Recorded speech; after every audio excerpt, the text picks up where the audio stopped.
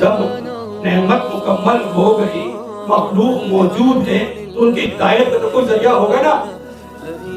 ان کو تو کوئی ہدایت دی جائے گی، تو ہدایت کس طریقے سے دی جائے گی؟ ہدایت دینے کے لیے اللہ جل شانہ نے آپ پر رحم کیا، اس طرح رحم کیا حضور نبی کریم صلی اللہ علیہ وسلم ام سلمہ کے گھر میں موجود،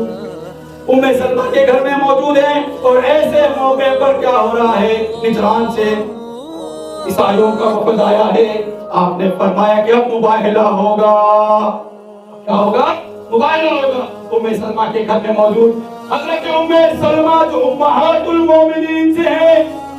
اما جان ام سلمہ رضی اللہ تعالی عنہ سے سرکار دو عالم صلی اللہ علیہ وسلم فرما رہے ہیں کہ ایک چادر لاؤ،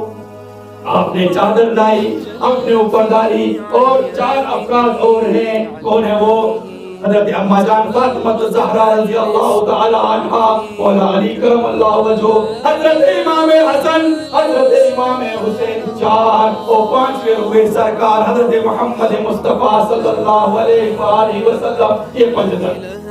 تو سرکار فرما رہے ہیں میرے بعد اس کائنات عالم کی ہدایت دینے کے لیے، روحانیت دینے کے لیے اور تصوف پہ چلنے کے لیے اس خاندان کا میں نے انتخاب کر لیا۔